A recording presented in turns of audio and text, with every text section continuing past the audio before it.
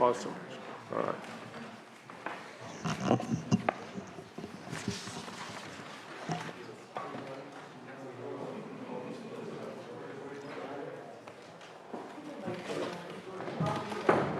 Hello, Senator.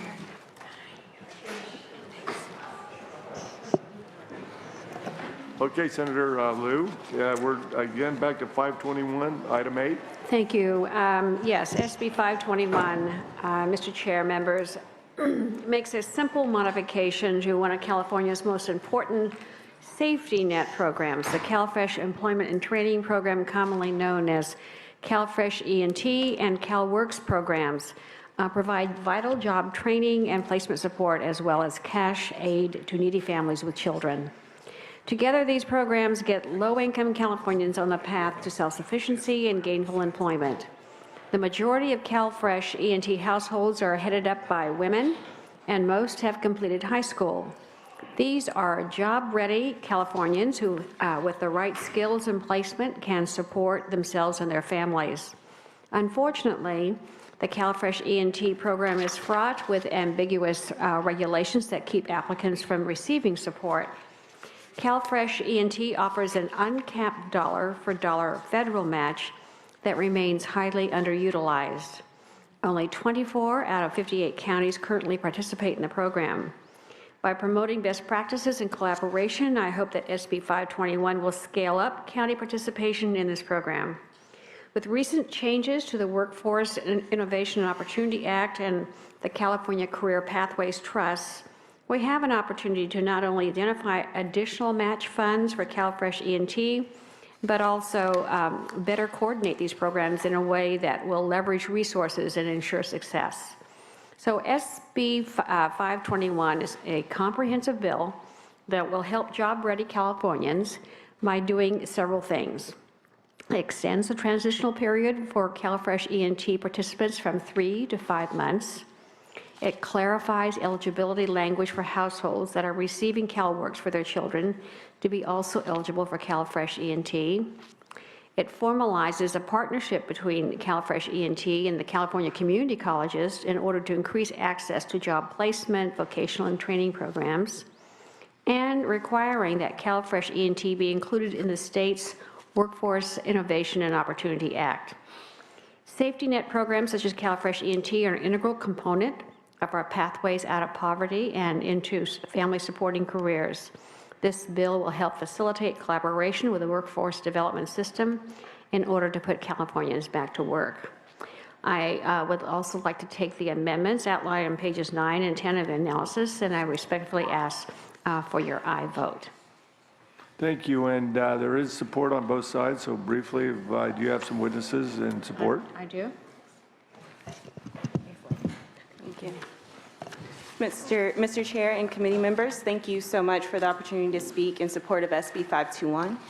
My name is Sequoia Hall. I am with the Women's Foundation of California Policy Institute. I am here advocating on behalf of participants in the CalFresh Employment and Training Program. SB 521 seeks to move CalFresh recipients into living wage employment. CalFresh Employment and Training helps recipients move into employment, into independence from government assistance. With this program, clients receive services that help them get and retain a job. I'm here to say that we can do a better job of helping these recipients maintain employment during their transition off of government assistance by extending and aligning the transitional supports with CalFresh to up to 5 months.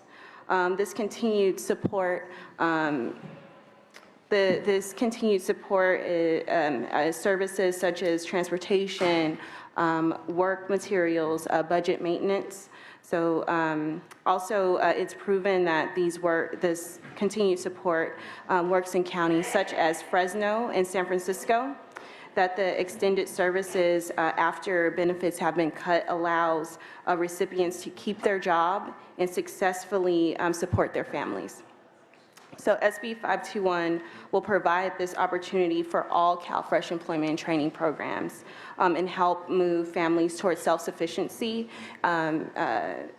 pretty much help move families towards self-sufficiency. So therefore, I strongly request your aye vote. Thank you. Thank you. Additional witnesses?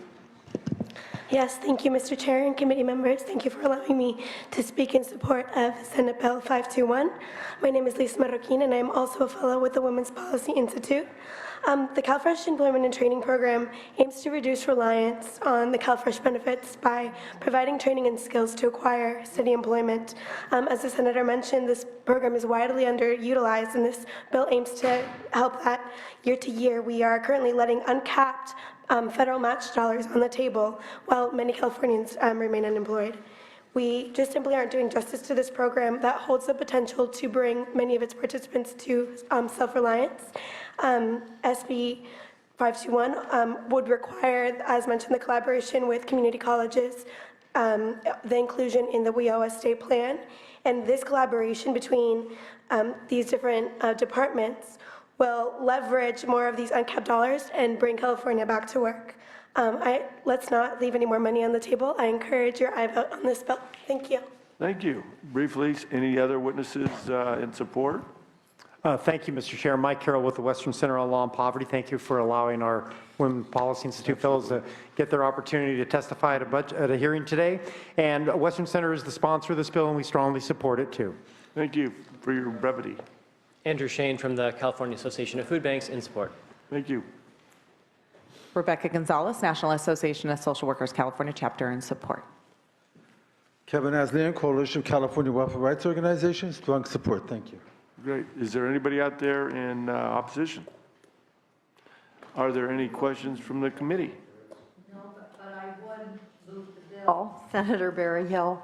Okay. I think the fact that our food stamp participation is so low and our supports for families in poverty is so low would make this a wonderful few steps forward. Right.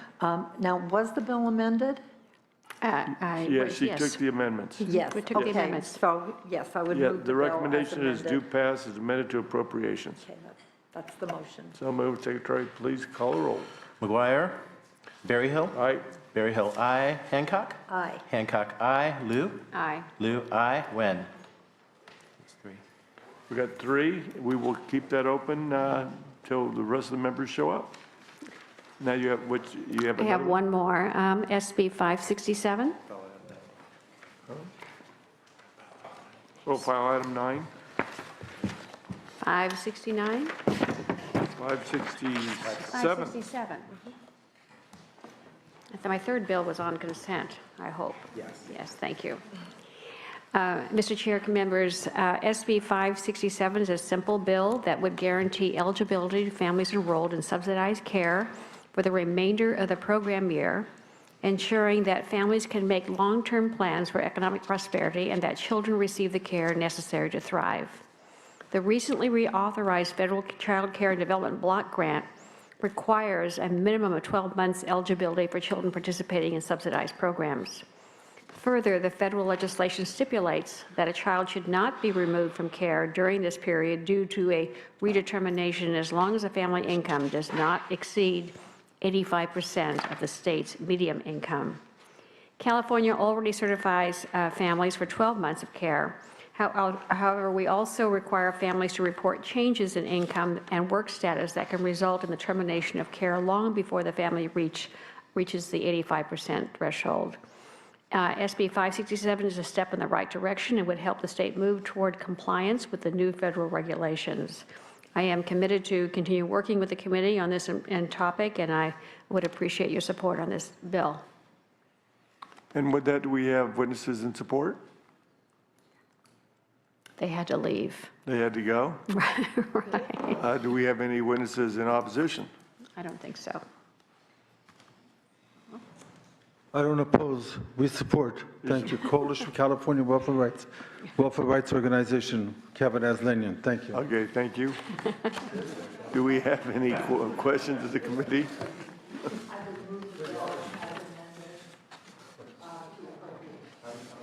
Okay, it is due pass. There were no amendments on this bill. The Education Committee, I believe. Is it going to add? Education, It's going to add. yeah. We'll see it next week. Again. McGuire?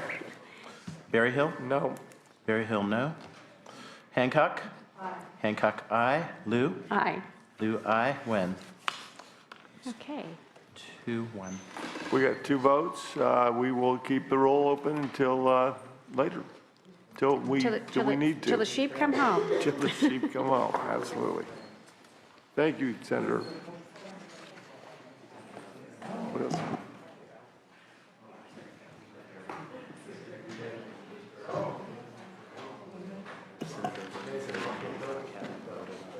Yeah, let's lift the calls on some of the bills that are pending. SB 238, Mitchell. The motion is due pass to Judiciary Committee. McGuire? Hancock? Hancock, aye. Lou? Lou, aye. 4.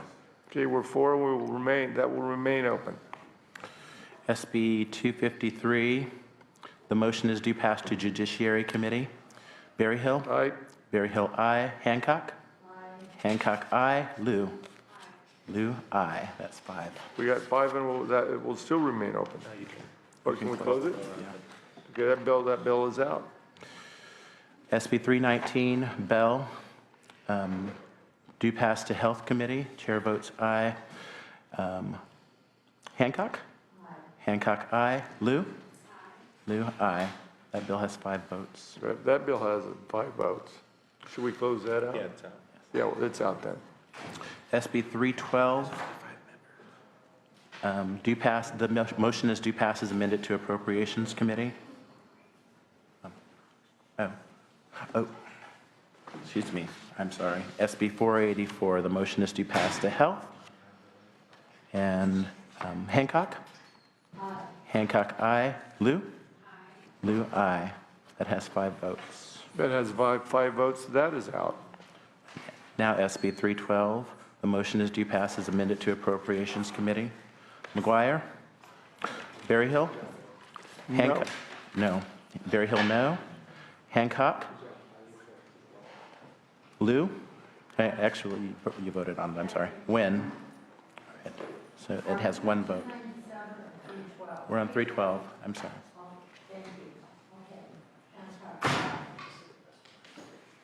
I'm sorry? Hancock, aye. Right, has 2. Remains open. Well, we have 2 votes, that remains open. SB 521, the motion is due pass as amended to Appropriations Committee. McGuire, Wen, they're not here. SB 731, the motion is due pass to Judiciary Committee. McGuire, Berryhill, Wen. And then we have the consent calendar. Oh, the consent calendar is still open, so let's open that vote. Hancock? Aye. Hancock, aye. Lou? Aye. Lou, aye. 5. That has 5 votes and it's out. That's all we can do for now. And we're going to hang tough until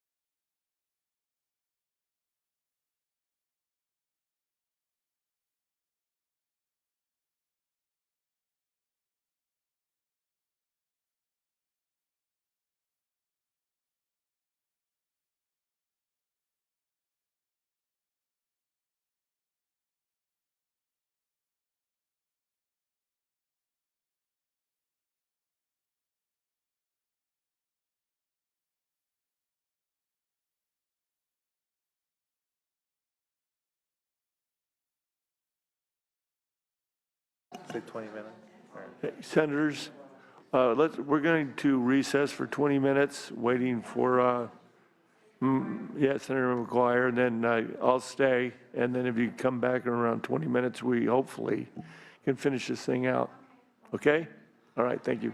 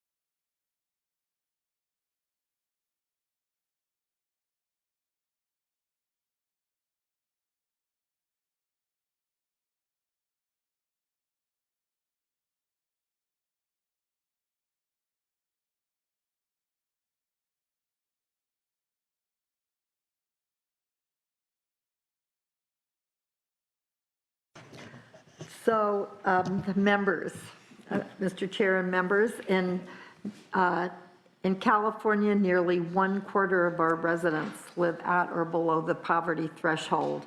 It's the highest rate in the country. During the height of the recession, more than 4 in 10 California adults suffered from food insecurity, and more than 1/3 of them said they had cut back on food because they didn't have enough to eat. Today, about 4 million people receive food benefits through the CalFresh program, and the average benefit was a little over $5 a day. According to Moody's Economics, an independent provider of credit ratings, CalFresh benefits have the highest economic multiplier effect out of all government programs or policy tools that stimulate the economy. Moody's chief economist testified before Congress during the recession that food stamps are a critical piece of a local stimulus plan. He estimated that $1 increase in food stamps payments boost the local economy by $1.73. California historically has had an exceptionally low rate of participation in the program. It has been ranked last or nearly last in the country for years. This dismal participation was criticized by the U.S. Department of Agriculture and a focus of stories in the state's newspapers. Last year, there was a joint Senate and Assembly Human Services Committee hearing held in March on the need for innovation to simplify the application and the recertification process. In 2012, the participation rate was 63% of eligible individuals, moving California up from the worst to second worst ranking in the country. California's rate is 20 percentage points lower than the national average and only a little bit above Wyoming's. At the same time, only 49%, less than 50% of California's eligible working poor families receive CalFresh benefits. A major barrier for California has been technology. The state and legislature have made major achievements in the last few years, and this bill builds on that progress in 3 critical ways. First, it requires the Department of Social Services to develop an electronic data verification process, allowing county eligibility workers to access electronic data from existing sources of information to provide faster verification on applications. It will cut out extra steps for clients and workers. AB 297 requires the department do this in time to qualify for the federal 10% funding attached to the Affordable Care Act, which would bring even more money into the state coffers.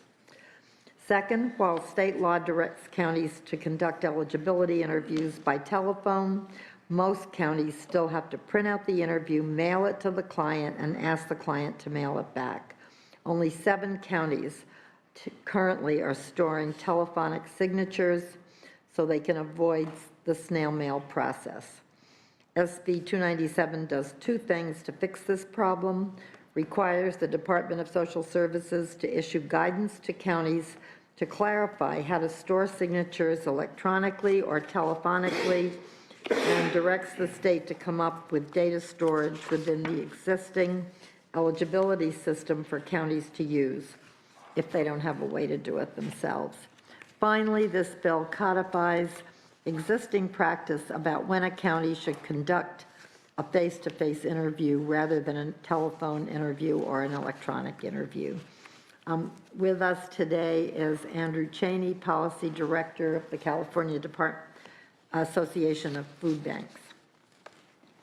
Please go in support. And Kathy's.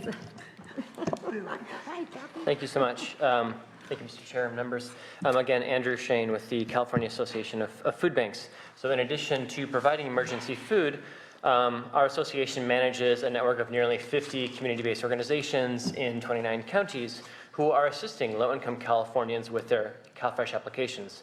This includes helping them fill out their applications and collecting the required verifications. For example, in fiscal year 2014, we and our providers assisted more than 30,000 low-income households in this process. Unfortunately, all too often, clients will come in for application assistance and either face delays or even the denial of benefits, not because they didn't qualify, but because they're unable to produce a hard copy of their last 3 pay stubs, a birth certificate, or other piece of information that we know exists in our public records systems. Now, system-wide, California has recently removed many barriers to participation, and we thank the legislature and the governor for this. I thank some of our members right here for some of those most important ones. But as we all know, and we heard some of these statistics, we still face high rates of inaccurate denials, also known as negative error rates, and churn rates. And the bottom line is that many people who are eligible for the program are unsuccessful in either establishing or maintaining their eligibility. This burdens both our county workers, our applicants, and the kind of assisters that our network helps provide. SB 297 helps tackle the #1 problem, verification, identified by the counties, by the advocates, and by applicants themselves by establishing a single verification hub that workers can have access to data in real time, as well as giving counties the option to accept telephonic signatures. Now, these together would give low-income Californians an important avenue to apply for their food benefits, particularly those who are seniors or disabled, who have limited transportation options and limited access and often limited familiarity with the online applications that we have made available. This option to complete the application process over the phone and have their verifications done electronically could make CalFresh newly accessible to these particularly vulnerable populations, in addition to the working households that we've heard about, who we know have a lot of demands on their time. Now, importantly, this can happen while still maintaining CalFresh's integrity by moving away from paper records which have data security issues. I would also like to highlight that it's important for state action because we know that counties often in rural areas such as Humboldt, now again we've had this hearing move from last week, Heidi McHugh from the food bank up there, Food for People, was going to testify about the fact that they have a great relationship with their county, and it really is a data capacity issue at the local level. Their county is very supportive of telephonic signatures, but it really is that capacity issue. So this is where state action does become appropriate. And I'll close with just a couple of the anecdotes that I know that she wanted to share. Ms. McHugh wanted to remind everyone that Humboldt County is 4,000 square miles, it's quite large, with 134,000 residents spread out. And for example, there's 3 county offices that are approximately 60 miles apart each. So there are real transportation barrier issues in terms of folks taking time and the expense to go to an office, and the reliance on what can be a slow and inconsistent mail system in a rural and remote area. So just a couple of quick examples of how these issues play out in the need for the bill. A senior that she spoke with at a mobile produce pantry was interested in applying for CalFresh, but because of the stigma associated with doing so in front of her neighbors, did not want to do it at that food assistance situation. So she asked to take an application home, and she called the food bank the next day because she realized she needed assistance filling out the application. They were not going to be in her community for the next week, and she agreed to meet them. But due to personal situations, she was unable to make that meeting. And so 2 weeks after that, she had a doctor's appointment in Eureka, went to the food bank and applied with them. And that then triggered the 30-day deeming for eligibility. So we can see how the delays, and for someone who could have applied over the phone, it really could have sped up the process for that senior. And just this week, Heidi received a call from a homeless adult teenager who attends school in Fortuna, which is 20 miles from Eureka, but is currently living on a friend's couch in Eureka because of her situation. She had applied for CalFresh with an assister in early March who had faxed in her application to the county. She completed the telephone interview, but because she couldn't complete with a signature over the phone, she was waiting to receive the statement of facts and return that to the county to complete her application. Unfortunately, this young woman's situation is not that stable. She had to go out of town for a few days, and upon her return, the clock had run out, and she received the notice of action stating that she was denied for not getting in her signature on time. So she is still hungry. So this is the ways in which, if we were able to make it easier for folks to apply over the phone, make that process happen more quickly with the data verification online or using the hub, we really can help close the hunger gap for people in need. So I urge your support of SB 297. Thank you. Additional witnesses. Thank you, Mr. Chair and members. Kathy Sunderling with the County Welfare Directors Association, also in support of the bill. We are in a situation in the state where we've taken advantage of many technological opportunities. We have working eligibility systems, we have online applications, but many of the enhancements, such as the one that we're talking about here with the telephonic signatures, there's been little dedicated funding and counties have only been able to do it as they have the resources available. So we really appreciate the idea in the bill of creating that statewide resource so we can have all counties participate in the telephonic signatures. We also support the clarification in the legislation regarding the interview rules. We're really trying to seek to remove barriers to participation in the program, and so making sure that we're able to complete those interviews and complete that process for people over the phone to the greatest extent possible is very important. Of course, if we think something may be going on, we have questions about the eligibility, we still at the county level would have the option to ask for that face-to-face interview, which is current practice today. And so for these reasons, we request your support and support the bill. Okay, thank you. Additional folks in support? Judy Darnell for United Ways of California. We're in strong support of the bill. Thank you. Mike Carroll with the Western Center on Law and Poverty, in support also. Thanks, Mike. Kathy Mossberg, California Food Policy Advocates, in support. Thank you. Kevin Asnian, Coalition of California Welfare Rights Organizations, strong support. Thank you. Thanks, Kevin. Do we have anybody in opposition to this bill? Do we have any questions of the committee of this bill? Do we have a motion? Do we have any amendments that we? Motion is due pass to appropriations. Would you like to close? I think it's a good opportunity to raise our food stamp participation rate. Okay. Healthier Californians, 100% federal match, right? 100% funded. The food stamps are 100%, Funded. yes. Funded. The food stamp. Okay, with that, I'll take that as a close, and with that, Secretary, could you please call the roll? McGuire? Berryhill? No. Berryhill, no. Hancock? Aye. Hancock, aye. Lou? Lou, aye. When? It has two. We've got two, we'll keep that open, and thank you very much for presenting that bill. Well done, Senator McGuire. Senator McGuire owes you, that's for sure. Oh, I'm finished. Yeah, you had two no.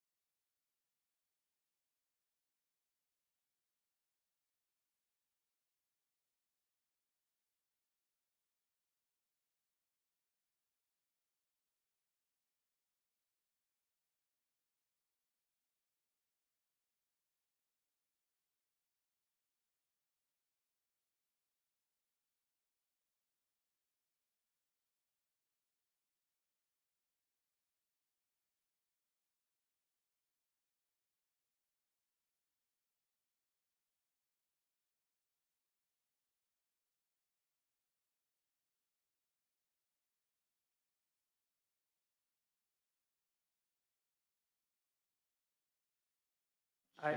Aye, all right.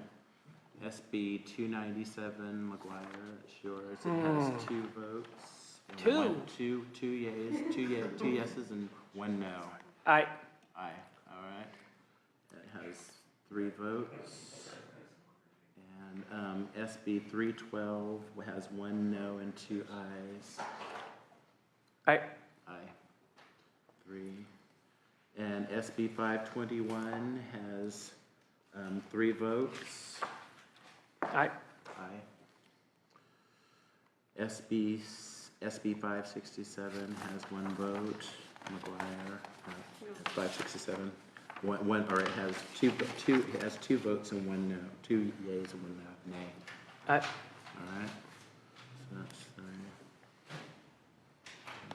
3. And you voted on that one.